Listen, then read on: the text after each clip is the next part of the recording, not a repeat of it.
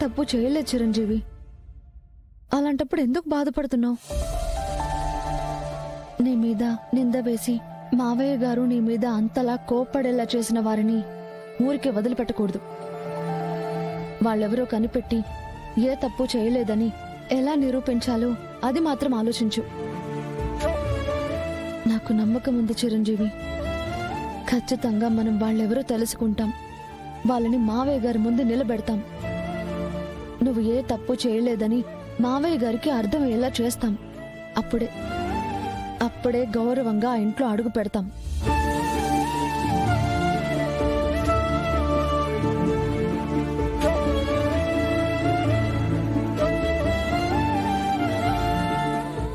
నా రాతేందో తెలియటం లేదు పాపా. కాస్తంత ఓ తెలిసినప్పటికే మా అమ్మ నన్ను వదిలిపెట్టేసిపోయినది. అమ్మలేని లోటు తీర్చాల్సిన నాయన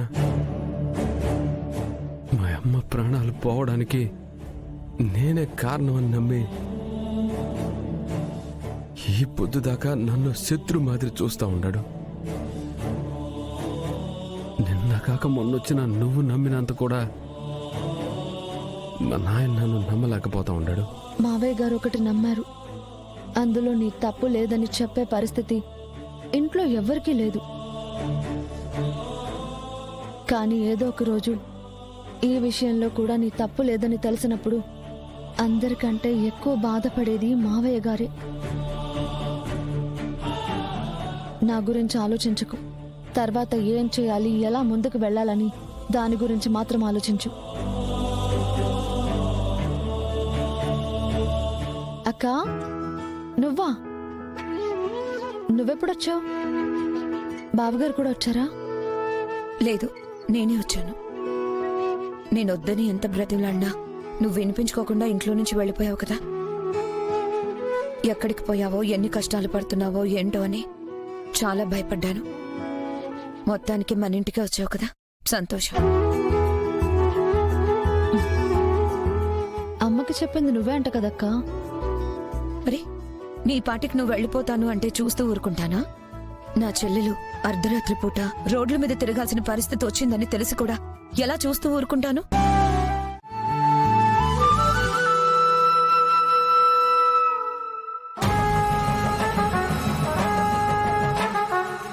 అమ్మా,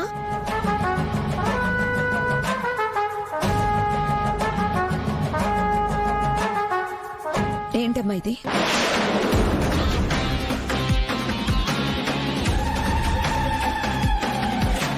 అబ్బే, ఏం లేదే, నువ్వు గమ్మునుండు, నేను ఇప్పుడే వస్తాను. ఏం లేదంటావేంటి? ఇలా ఇవ్వు చూస్తాను. అయ్యో ఆగవే, ఏం లేదని చెప్తున్నానుగా. దుర్గండమ్మా, చూడండి. వదలదే, వదులు, ఆగవే, ఆగు.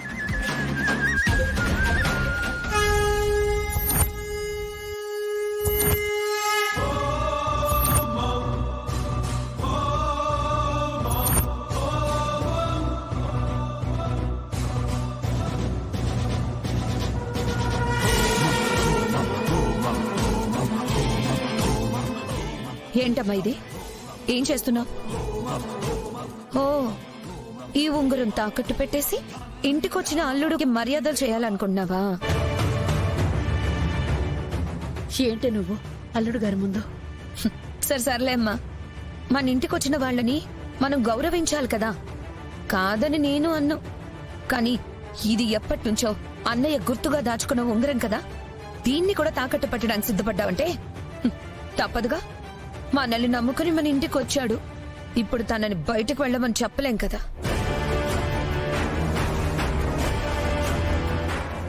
పాపం చిరంజీవికి ఏ ఉద్యోగం సద్యోగం లేదు. తన తిండికి చూసుకోవడమే కష్టం. మరి ఇక చెల్లికేం పెడతాడు? 4 రోజులు ఇక్కడే ఉండి మెల్లగా ఏదో ఒక పని చూసుకుంటాడులే.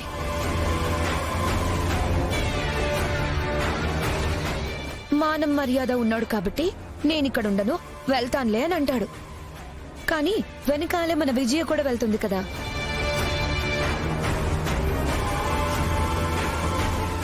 అదలా దిక్కు మొక్కు లేకుండా, తిండి తిప్పులు లేకుండా బాధపడుతూ ఉంటే మనం ఎలా చూస్తూ ఊరుకుంటాం? పో, ఈ ఉంగరం అమ్మేసి త్వరగా సరుకులు తీసుకురా. వెళ్ళమ్మా, వెళ్ళు. అత్త